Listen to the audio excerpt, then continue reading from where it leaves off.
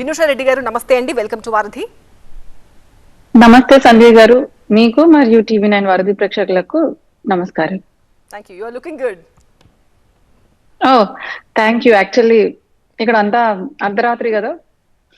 Okay. Yeah so పోలవరంపై తొలి శ్వేతపత్రం release అయింది. ఆ తర్వాత వరుసగా శ్వేతపత్రాల రిలీజ్కు శాఖల వారీగా మంత్రులు సిద్ధమవుతున్నారు. మరి శ్వేతపత్రాల విడుదలతో ఏం చేయబోతున్నారు, ఏం చెప్పాలనుకుంటున్నారు? సంజయ్ గారు, అంటే ముందుగా ప్రజలకు మనది ఒక డెమోక్రసీ, అంటే ప్రజాస్వామ్య వ్యవస్థలో ప్రజలకు ప్రభుత్వం ఏం చేసింది అనేది తెలుసుకోవాల్సిన అవసరం ఉంది. వాళ్ళకి తెలిస్తేనే కదా గత ప్రభుత్వం ఏం చేసింది, ఈ ప్రభుత్వం ఏం చేస్తోంది, ఆ కంటిన్యూటీ ఆఫ్ వర్క్స్ అనేవి తెలిస్తేనే వాళ్ళకు ఒక క్లారిటీ ఉంటుంది.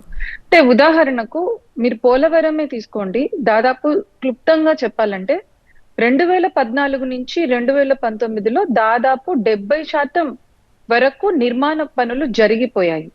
గత ప్రభుత్వ హయాంలో 11,000 కోట్ల చిలుకు పైగా వర్క్స్ జరిగిపోయినాయి. కానీ 2019 నుంచి 2024 వరకు మీరు చూస్తే కేవలం ఒక 3% అటు ఇటు పనులు మాత్రమే జరిగాయి, 4,000 కోట్ల పై చిలుకు వ్యయంతో.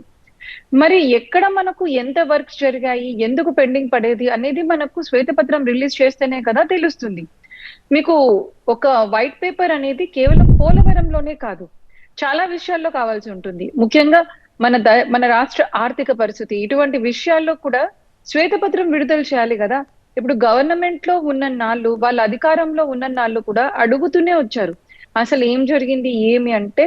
సమాధానం చెప్పని ప్రభుత్వాలు తర్వాత ఏవైతే వస్తున్నాయో వాటిని ఒక వైట్ పేపర్ ద్వారా ప్రజల ముందర జరిగిన నిజానిజాలు ఇవి అని చెప్తే అది ప్రజలకు మేలవుతుందే కానీ అది తప్పెందుకు అవుతుంది? మీరు ఒక పోలవరం ప్రాజెక్టే చూడండి, 70%కు పైగా పూర్తి చేసిన ప్రాజెక్టును కేవలం 3% పనులు కూడా ఈ ప్రభుత్వం గత 5 ఏళ్లలో చేయలేదు అంటే అది ఎవరి తప్పు అవుతుంది? కాఫర్ డామ్ పూర్తిగా నిర్మాణం చేయకుండా దాంట్లో కొంచెం కొంచెం ఆఫ్ కోర్స్ కంటిన్యూటీ ఉండాలి కదా. గత ప్రభుత్వం 70% వర్క్ పూర్తి చేసినప్పుడు ఆ కాఫర్ డామ్ మధ్యలో ఉన్న గాప్స్ ను పూడించకపోవడం వల్ల తర్వాత వచ్చిన వరదల్లో 2020లో డయాఫ్రమ్ వాల్ దెబ్బతింది. ఇది ఐఐటి హైదరాబాద్ ఇచ్చిన నివేదిక. కానీ అది ప్రజల ముందు అంత ట్రాన్స్పరెంట్ గా గత ప్రభుత్వం పెట్టలేదు. ఇవన్నీ ప్రజలు తెలుసుకోవాలి కదా. ఆంధ్రప్రదేశ్ కి జీవనాడి అయినటువంటి పోలవరం మీద ఎటువంటి నేపాలు నెడుతూ ఎందుకు కాలయాపన జరిగిందో ప్రజలకు తెలుసుకోవాల్సిన అవసరం లేదంటారా?